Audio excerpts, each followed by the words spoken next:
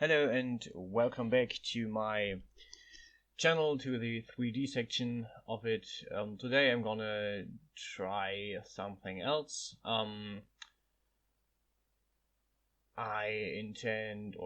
I did is I made a piercing, a rather not big one, a rather detailed one. And I want to show you the results with this video. So if you're seeing this, I probably somehow got it to work. What do I mean by that?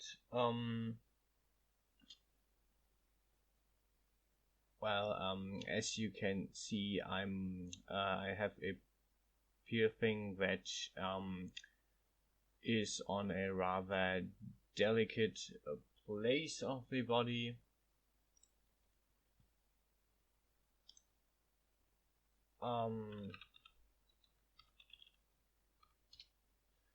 Yeah, it's not really a genital piercing, but it's on the female breast. So yeah, as you see, as you will see, it has a lot of single parts and details.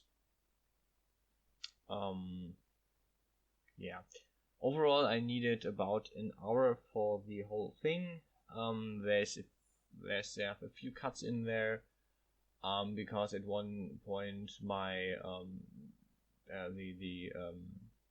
the program stopped, so it shut down and I had to restart it. Luckily I saved a lot of time, so I had literally just no time except for restarting the program and restarting the taping. Another break was when I went on with the ornamental details. Yeah, so you saw the base thing, the base ring. Right now I'm working on the chain part. Yeah, I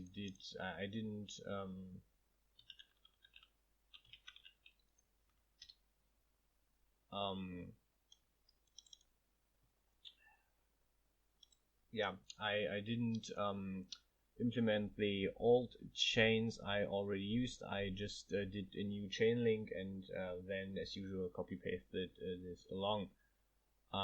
So you can basically see how the chains are done. It's basically just a grid. I thicken it to get a 3D structure, and then it's depending on what I want, I move the different parts around, basically. I try to use quite a few tricks, but in the end symmetry didn't work like I wanted to, so I had to move all the pieces manually, as you will as you're currently seeing. I have a 90-degree angle in it, so I don't have to jump in between and copy two chain links, but I have one chain link that can easily interact with basically with itself on each iteration.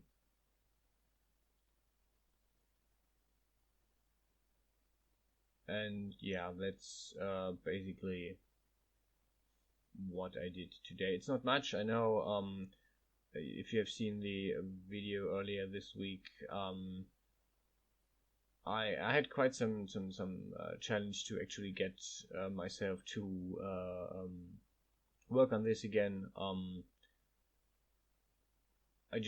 I was not really in the mood to do much, and but I'm better now. I'm actually if this video is really uploaded and you will see it, this will be a huge moral boost. So I'm just hoping that it works.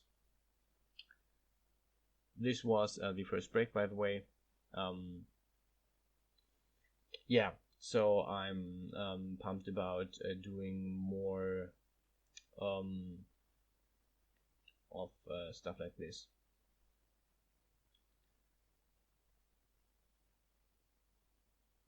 Yeah. As you can see, I've did all. I made all the necessary pieces. I have the upper ring on the breast. I have the ring in the navel, which interestingly I didn't check if he's right in the middle, but yeah.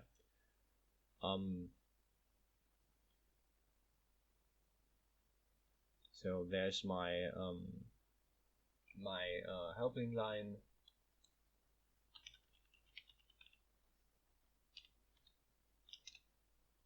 My reference line, you could say. So I have an idea of where my chain has to go. Working with two panels now, front and side. So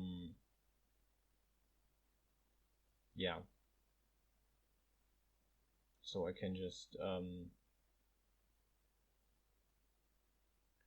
work it. What I did today actually is quite interesting, because I went and used the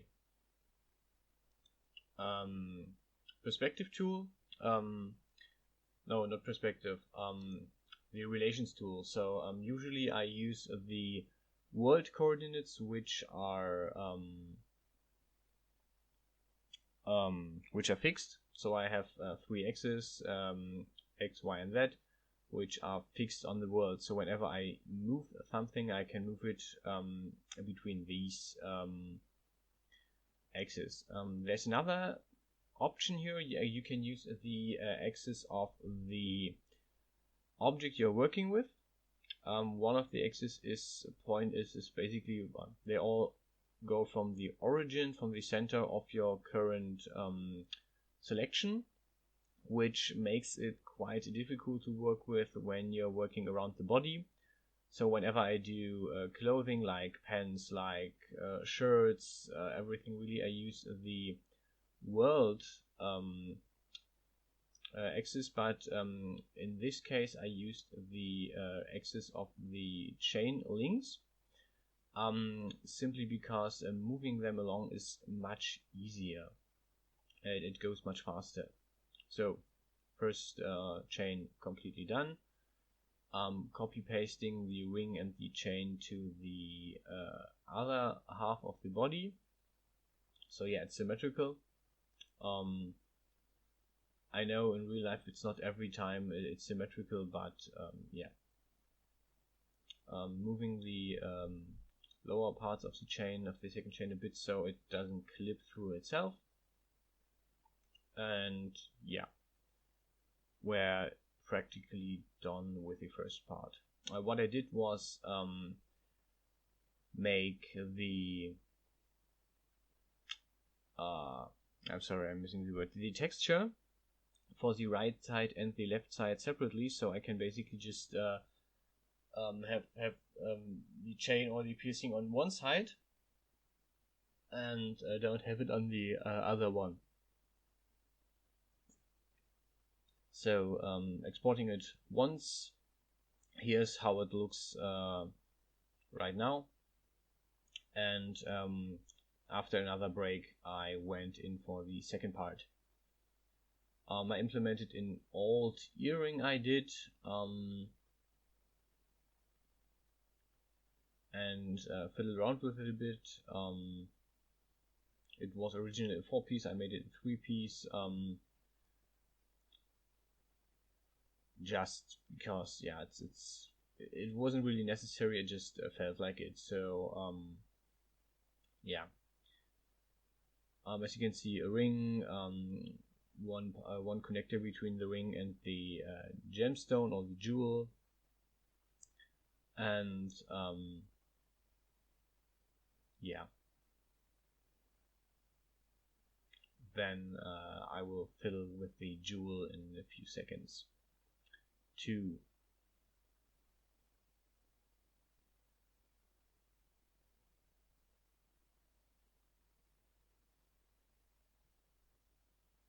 yeah, ring is done. Aligning everything so it works out. And then we're going for the jewel.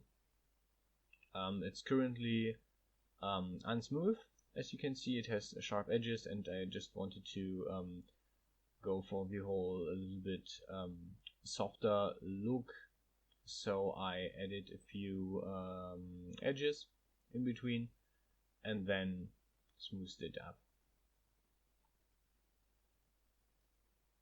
Yeah, again, this is also mirrored, so I have it on each side. Right now I'm adding the right side of the body.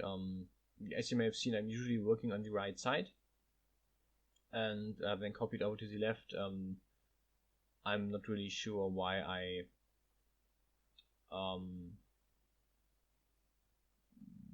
do this. I have not really a good idea why I work this way. Yeah, then I noticed I had to redo the texture of the jewel, so that's what I'm doing right now. First marking all the edges where I want the texture to open up, so I have a good workaround. There it is. And yeah, looks quite good. Small, easy, fair enough.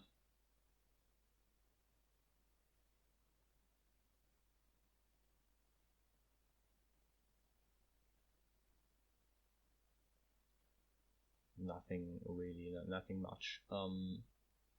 It's not that big of a deal. I just really hope I can actually show you the video. This is actually my first even partial nude render that I made public on my Patreon and on YouTube. It is something I was reluctant for quite a while, because I don't just want to be another porn artist or anything, because there's already enough people who do this who are way better than me. But I also wanted to show you what I work on sometimes, what you don't get to see, because I have a few more genital piercings that I don't show you guys. And if at least on Patreon I will. On Patreon I will do renders with them. On YouTube I will see how this video works, and if it does, I will show you a few more. So we're almost at the end. There's 2 events at the end, one with the finished product and one with the render I uploaded on Patreon. So thanks for watching, and see you around.